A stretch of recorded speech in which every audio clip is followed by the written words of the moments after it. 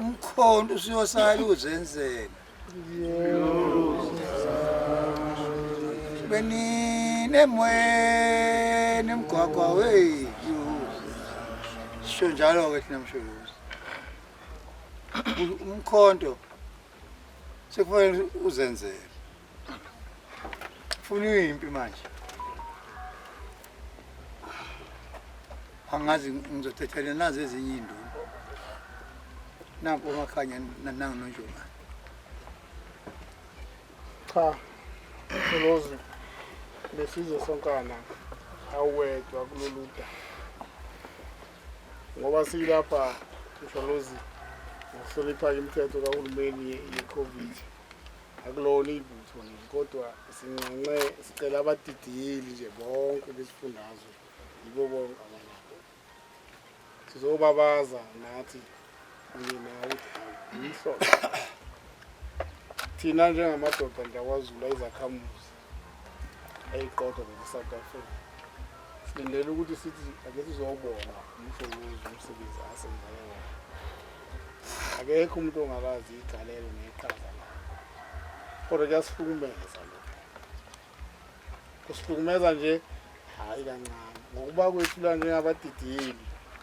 siphushwa zinsizwe engamabutho empi kaZulu lesihola ukuthi akene osibabaza abanye bathi akabethele umsholozi ngoba kayanga kwikhomishini kaZondo kodwa thina sithi okwesibili lokho oqala ukuthi umsholozi angile khomishini kaZondo ngoba ayinabo ubulungiswa khona engakwethembi la okwakufanele ukuthi ngaleso sikhathi ukubeke sinezobulungiswa eziqotho eSouth Africa ubheke ukuthi yini le khalisa umsholozi kodwa kunalokho abantu baze boliphethe udaba ngokuthi bethi akuboshwe umsholozi asithandi asithandi ngoba silapha nje sizele lokho kuzosho ukuthi akubuhle asithandi kodwa futhi sesiyayibona ukuthi ukulinda sithule kungasilimaza ngoba kunentese lapha yobuso fanele sikuzwakalise lokho silapha nje sizokuzwakalisa sizolinda futhi ukuthi wasimasi kusuka manje kuyaphambili Msholozi ngamalanga sebenzele isizwe thina sidinga ukuthi ubongwa sidinga ukuthi wenziwe lento ezwayo ngiyabonga mhlawumbe nawe ngithathe ithuba nje ukusika elishikayo ekusekushiwo mdijeni nonjomani size la ukuzobabaza ichilo nehlazo esenzelwa uhulumeni ekubeni besilindele sokunqamalala aphumule kahle nomndeni wakhe lokho okwenziwayo akubona ubulungiswa ngiyazi njoba size la nje kade bengifonela abanye bethi niyofunani kanqamalala ngithi mina into yadala ukuthi izwe liphuza ukukhuleka isikhathi sidika ngaka yilabantu abakuma kwenzeka izinto ezingenabo ubulungiswa balobuza kwenziwelani ukuthi kufanele size la sizobabaza umhlolo owenzekayo uma kukhona into engenziwa kahle kusifanele futhi njengebutho likaZulu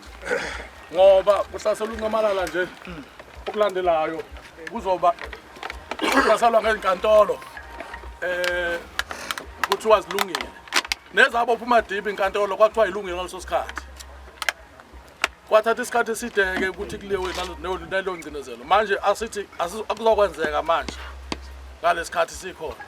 kufanele sisukume silwe ukuthi kufanele silwe ingenzeki lento abafuna ukuthi bayenze ngoba ayinawo ndona mtitiye ukusika mhlawumbe kelishikayo nake nezwaphi kuthiwa ungqongqoshe unamandla okubopha kunikwe uminister of police kuthiwa akahamba awulanda umuntu uwathatha amandla okubopha umuntu unayo appointment card ukufunda amalungelo umuntu bezoboshwa aniboni ukuthi nje ngithatha nje into encane kule judgment kuningi okunye okubhedayo kuyona kodwa nje lokho zokuncane okubonwa kimi layman ukuthi ubulungiswa abukho so yilezo zinto ezinjalo ke sizilwela ukuthi asingaqhubeki zenzeke isikhathi sikhona njenge induna ezikhona ke zesilo noma sesakhothama kodwa sikhona ngeke sikiyeke ukukhuluma into ekufanele sikhulume ngazo zesizwe ngoba ukunqamalala ungelinye lebutho lethu size lapha ke ngalo lohlelo nje nqamalala